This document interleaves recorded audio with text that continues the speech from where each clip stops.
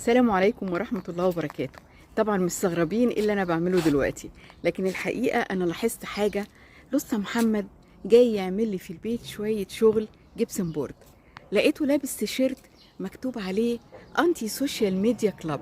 والله العظيم انا ما بقيت مصدقة، ولقيت انه في ظهره مكتوب عليه انتي سوشيال ميديا كلاب.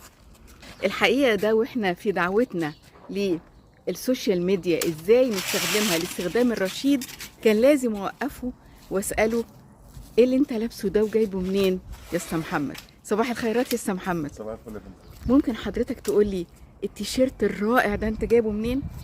ده جالي هديه من واحد من اخويا. جالك أخويا اللي هدية؟ جابه لي. انت عارف ايه معنى انتي سوشيال ميديا كلاب؟ ايوه، مقاطعه السوشيال ميديا او استخدامها بترشيد.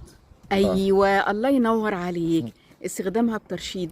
يعني ايه استخدامها بترشيد يا اسطى محمد؟ ما ضيعش وقت عليها، في حاجات اهم كتير، في بيتي، في عيالي، في شغلي.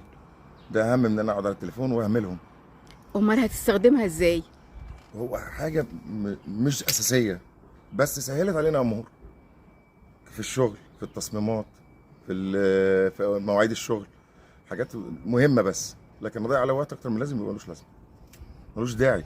ايه اللي ضيع وقتي اكتر من لازم ليه؟ طيب حضرتك هنقول انك في الاربعينات او اقتربت من الاربعينات، ده انا داخل على 50 كمان. ربنا يديك يديك الصحة يا رب. نعم. وبالتالي انت قادر تدرك يعني ايه استخدامك الرشيد لوسيلة التواصل الاجتماعي على اختلافها. يا ترى عامل كده في بيتك ومع اولادك؟ ايوه. ولا مش قادر تسيطر عليهم؟ لا، وحتى اولادي.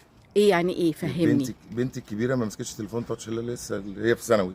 اه. واللي اكبر منها برضو ما جابلوش التابلت والحاجات الا دلوقتي في الفتره دي، عشان برضو محتاجه للدراسه. لكن كان هو يقعد عليه يلعب جيمز والكلام ده كله، لا، ما عنديش الكلام ده. وهم مقتنعين بكلام بابا مقتنعين عشان انهم ما هم يعملوش شايفين الكلام ده. قدامهم ان انا بعمل كده.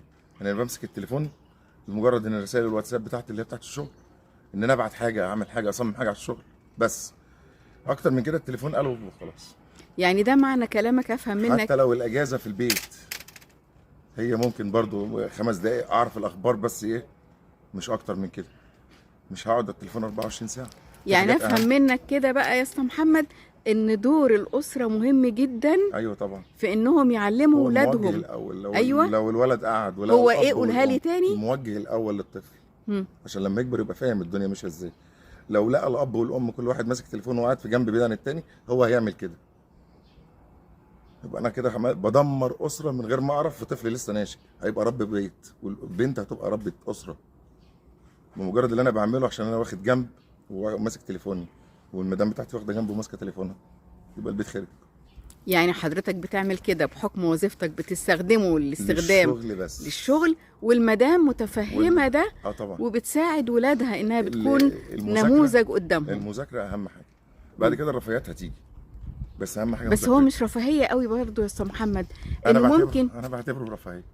ده برضه النضج حضرتك، لكن الشباب بيستخدموه علشان خاطر ممكن يعملوا عليه معاملات حسابيه، ممكن ياخدوا منه كورس. مشكلة. ايوه ده اللي انا عايزه. كل ده مفيد، حلو، انا معاك فيه. ايوه، مش هقول لك لا، ولو انت عايز ايه انا معاك فيه برضه. لكن انت تقعد تضيع وقتك علشان تكلم تشات مع واحد صاحبك، او انت مع واحد صاحبتك، لا، ما فيش الكلام ده. رائع. مذاكرتكم اهم. رائع. يعني البيت الجيل بيبدا يبوظ من كده. في مبادره يوم بلا شاشات. ايوه. يعني خير مثال على هذا بعد مضي شهر على المبادره. لسه محمد والتيشيرت اللي لابسه، وفاهم كويس قوي هو لابس ايه. على فكره دي حاجه مهمه. انا عارف انا لابس ايه بالظبط. دي حاجه مهمه، يعني مش مجرد جاله تيشيرت هديه وراح لابسه. لا لا لا لا، وانا انا ما بلبسش حاجه مش عارف اللي مكتوب عليها ايه. بالظبط. مش مبدئي ان انا لابس حاجه ما اعرفش اللي مكتوب عليها ايه. شكرا جزيلا يا استاذ محمد. وبندعو الكل ان فعلا يكون لسه محمد قدوه لينا كلنا، للاسره المصريه، ان هي اللي بتوجه ولادها للاستخدام الرشيد، للاستخدام المناسب لوسائل التواصل الاجتماعي،